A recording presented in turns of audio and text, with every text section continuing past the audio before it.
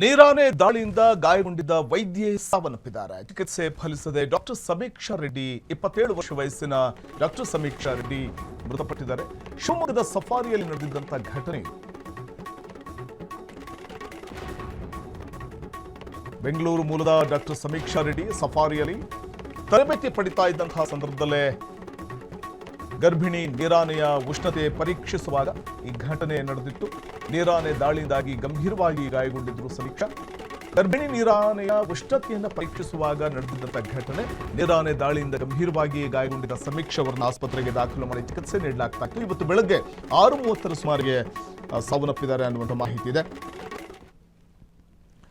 March 19, 2024 ರಾತ್ರಿ ಸುಮಾರು 11:30 ಸಂದರ್ಭದಲ್ಲಿ ನೀರಾನೆ ವನ್ಯಜೀವಿ ನೀರಾನೆಗೆ ಚಿಕಿತ್ಸೆ ನೀಡುವುದಕ್ಕೆ ಅಂತ ತೆರಳಿದ್ದಂತಹ ಸಂದರ್ಭ ಈ ಘಟನೆ ನಡೆದಿತ್ತು. ಶಿವಮೊಗ್ಗದ ತಾವರೆಕೊಪ್ಪ ಹುಲಿ ಮತ್ತು ಸಿಂಹಧಾಮದಲ್ಲಿ ಪಶುವೈದ್ಯೆ ಡಾಕ್ಟರ್ ಸಮೀಕ್ಷಾ ರೆಡ್ಡಿ ನೀರಾನೆ ದಾಳಿಯಿಂದ ಮೃತಪಟ್ಟಿದ್ದಾರೆ. ದಾಳಿಯಿಂದ ತೀವ್ರವಾಗಿ ಗಾಯಗೊಂಡಿದ್ದ ಇವರನ್ನ ಕೂಡಲೇ ಶಿವಮೊಗ್ಗದ ಹಾಸ್ಪಿಟಲ್ಗೆ ದಾಖಲು ಮಾಡಲಾಗಿತ್ತು. ಆದರೆ ಚಿಕಿತ್ಸೆ ಫಲಿಸದೆ ಕೊನೆಯುಸಿರೆಳೆದಿದ್ದಾರೆ. ಮತ್ತಷ್ಟು ಮಾಹಿತಿಯನ್ನು ಪಡೆಯೋಣ ನಮ್ಮ ಪ್ರತಿನಿಧಿ ರೋಹನ್ ಅವರಿಂದ. ರೋಹನ್, ಗರ್ಭಿಣಿ ನೀರಾನೆಯ ಉಷ್ಣತೆ ಪರೀಕ್ಷಿಸುವಾಗ ನಡೆದಿದ್ದ ದಾಳಿ ಅಂದು ಏನಾಗಿತ್ತು ಮತ್ತೆ ಯಾವ ರೀತಿ ಒಂದ್ ಕಡೆ ಅವರನ್ನ ಹಾಸ್ಪಿಟಲ್ ದಾಖಲು ಮಾಡಿದಂತಹ ಸಂದರ್ಭದಲ್ಲಿ ಅವರ ಒಂದು ಕಂಡೀಷನ್ ಹೇಗಿತ್ತು? ಈಗ ಅವರಿಲ್ಲ ಅಂತಂದಾಗ ಸಹಜವಾಗಿಯೇ ತುಂಬಾ ಕ್ರಿಟಿಕಲ್ ಆಗಿತ್ತ ಅವರ ಕಂಡೀಷನ್? ವೈದ್ಯರು ಅವ್ರನ್ನ ಉಳಿಸುವಂತ ಒಂದು ಪ್ರಯತ್ನ ಯಾವ ರೀತಿ ಮಾಡ್ತಾ ಇದ್ರು ಅಂತ? ಈ ವಿಚಾರ ಏನಂತಂದ್ರೆ, ಇದು ತಾವರೆಕೊಪ್ಪ ಒಂದು ಅಲ್ಲಿ ಚಿಕಿತ್ಸೆ ನೀಡುವಂತ ಸಂದರ್ಭದಲ್ಲಿ ಇವರು ನಿಧನರಾಗಿದ್ದಾರೆ. ಏನು ತಾವರೆಕೊಪ್ಪಲ್ಲಿ ಒಂದು ಹುಲಿ ಸಿಂಹ ಒಂದು ಧಾಮದಲ್ಲಿ ಏನು ನಿನ್ನೆ ಅಂದ್ರೆ ತಡರಾತ್ರಿ ಒಂದು ಚಿಕಿತ್ಸೆ ಕೊಡುವಂತಹ ವೇಳೆ ಅದು ಹಿಪ್ಪೋಪೊಟಮಸ್ ಅಂದ್ರೆ ನೀರಾನಿಗೆ ಅಲ್ಲಿ ದಾಳಿ ನಡೆದಂತ ಕಾರಣಕ್ಕಾಗಿ ಈಗ ಸಮೀಕ್ಷಾ ರೆಡ್ಡಿ ವೈದ್ಯ ಈಗಾಗಲೇ ಚಿಕಿತ್ಸೆ ಫಲಕಾರಿಯಾಗಿದೆ ಕೂಡ. ನಿನ್ನೆ ಇವತ್ತು ಬೆಳಗ್ಗೆ ಏನು ನಿಧನರಾಗಿದ್ದಾರೆ ಅಂತ ಹೇಳಿದ್ರು.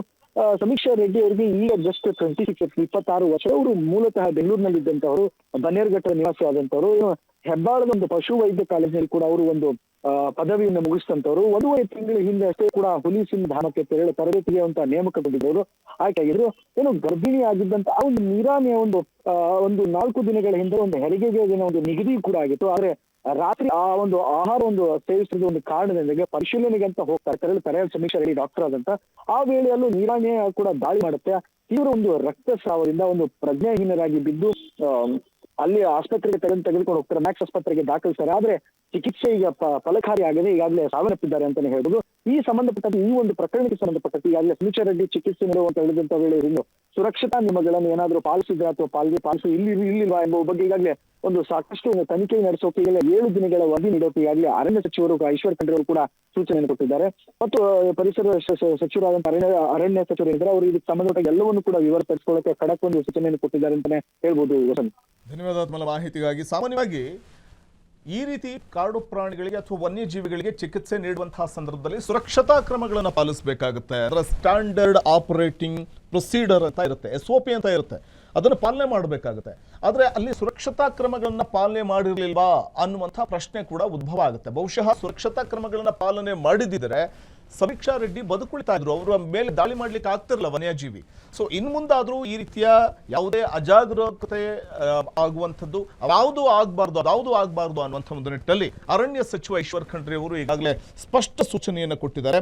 ಪಶುವೈದ್ಯರು ಚಿಕಿತ್ಸೆ ನೀಡುವಾಗ ಕಟ್ಟುನಿಟ್ಟಾಗಿ SOP ಪಾಲನೆ ಆಗಲೇಬೇಕು ಅನ್ನುವಂಥ ಒಂದು ಸೂಚನೆಯನ್ನ ಕೊಟ್ಟಿದ್ದಾರೆ. ಆದರೆ ಈ ಪ್ರಕರಣದಲ್ಲಿ ಡಾಕ್ಟರ್ ಸಮೀಕ್ಷಾ ರೆಡ್ಡಿ ನೀರಾನೆ ದಾಳಿಯಿಂದಾಗಿ ಗಾಯಗೊಂಡಿದ್ದವರನ್ನ ಆಸ್ಪತ್ರೆಗೆ ದಾಖಲು ಮಾಡಲಾಗಿತ್ತು. ಆದರೆ ಚಿಕಿತ್ಸೆ ಫಲಿಸದೆ ವಿಧಿವಶರಾಗಿದ್ದಾರೆ. ಕ್ಷಣ ಕ್ಷಣದ ಸುದ್ದಿಗಳಿಗಾಗಿ ಫ್ರೀಡಂ ಟಿವಿ ಸಬ್ಸ್ಕ್ರೈಬ್ ಮಾಡಿ, ಲೈಕ್ ಮಾಡಿ ಹಾಗೂ ಫಾಲೋ ಮಾಡಿ.